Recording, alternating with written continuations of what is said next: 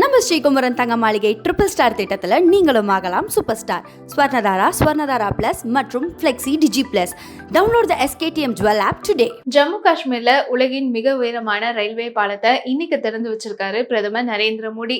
செனாப் நதியின் குறுக்குல 359 மீட்டர் உயரத்துல 1315 metre நீளத்துல railway பாலம் கட்டப்பட்டிருக்கக்கூடிய நிலையில இன்று முதல் திறக்கப்பட்டிருக்கு.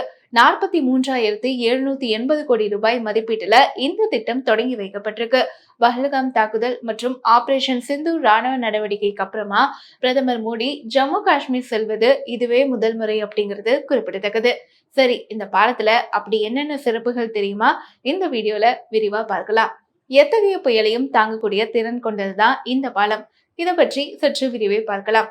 செனாப் ஆற்றுப்படுகையிலிருந்து 359 மீட்டர் உயரத்துல கட்டப்பட்ட இந்த பாலம் பிரான்சுடைய ஈஃபில் டவரை விட 35 மீட்டர் உயரமானது அப்படிங்கிறது ஆச்சரியமான தகவல். சூறாவளி, புயல் அப்படின்னு சொல்லிட்டு அனைத்து இயற்கை சீற்றத்தையும் தாங்கக்கூடிய விதத்துல கட்டப்பட்ட செனாப் ரயில்வே பாலம் 260 கிலோமீட்டர் வேகத்துல புயல் வீசினாலும் அதை எதிர்த்து நிற்கக்கூடியது.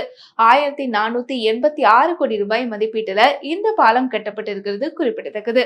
இந்த பாலத்துடைய நீளம் 1315 மீட்டர்.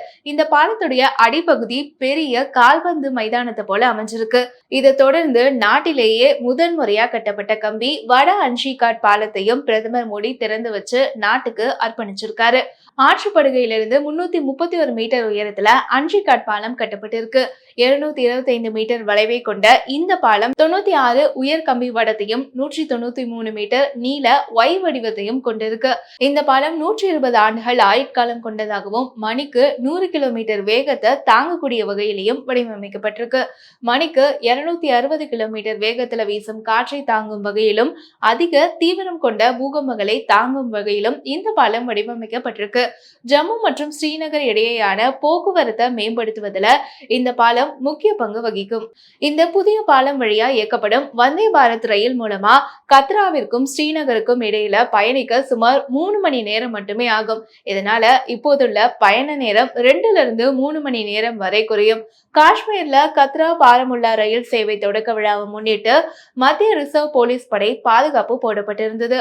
மேலும் பிரதமர் மோடியுடைய வருகையை முன்னிட்டு ஜம்மு காஷ்மீருடைய உதம்பூர்ல ராணுவம், ரயில்வே பாதுகாப்பு படையினர் பாதுகாப்பு பணியில ஈடுபட்டிருக்காங்க.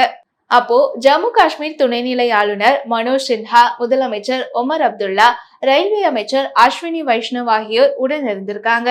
இதையடுத்து தேசிய கொடிய அசைத்தவாறு செனாப் ரயில் பாலத்துல பிரதமர் மோடி கொஞ்ச தூரம் நடந்து போயிருக்காரு. முன்னதாக டெல்லியில இருந்து தனி விமானம் மூலமா ஜம்மு காஷ்மீருடைய உதம்பூர் விமான படைத்தளத்துக்கு பிரதமர் மோடி வந்திருக்காரு. அங்கிருந்து நேரடியா சாலை மார்க்கமா செனாப் ரயில் மேம்பாலத்துக்கு பிரதமர் மோடி சென்றிருக்காரு.